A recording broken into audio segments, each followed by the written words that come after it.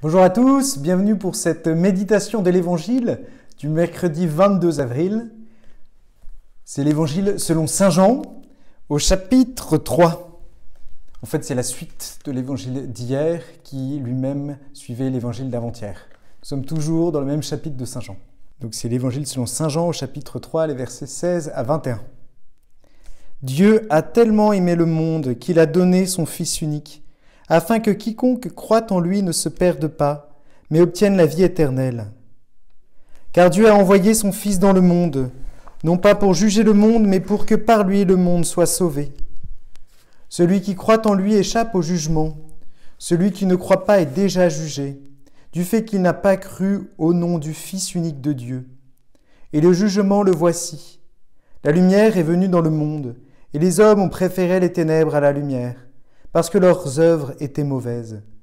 Celui qui fait le mal déteste la lumière. Il ne vient pas à la lumière, de peur que ses œuvres ne soient dénoncées.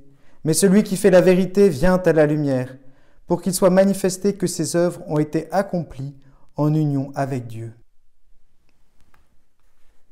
Cet évangile, on a l'impression qu'il y a deux parties.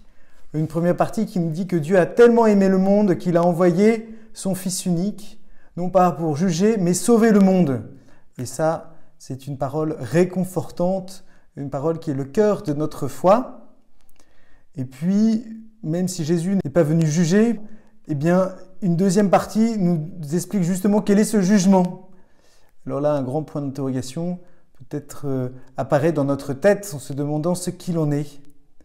Mais le jugement qu'apporte le Christ n'est pas un jugement judiciaire comme nous on l'entend ou comme on peut vite l'imaginer, ce jugement donné par un Dieu juge qui vient comme faire une sentence de notre vie en pesant ce qu'il y a de bon et de moins bon et en essayant de voir s'il y a un équilibre entre les deux. Non.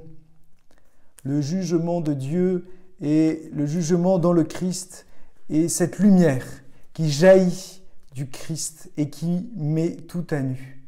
Une lumière sur nos vies, une lumière sur toute l'humanité, où ce qui était dans les ténèbres eh bien, est appelé au jour, ce qui était déjà dans la communion avec Dieu, dans le bien, eh bien, trouve évidemment son plein accomplissement dans le Christ.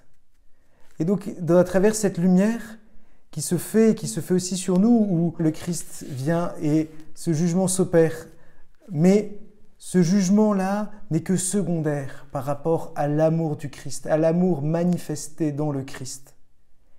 Et donc, il s'agit d'abord de nous attacher à l'amour de Dieu, à sa miséricorde. Et nous attacher, ça veut dire qu'il n'est pas d'abord question de savoir si nous sommes dans les clous, que de savoir que Dieu nous aime. Et donc, la question, c'est de dire, mais comment accueillir davantage cet amour du Christ? Comment se laisser davantage aimer par le Christ? Comment, justement, il peut en nous chasser toutes ténèbres? Et ensuite, répondre à cet amour. Comment je peux répondre amour pour amour à l'amour du Christ?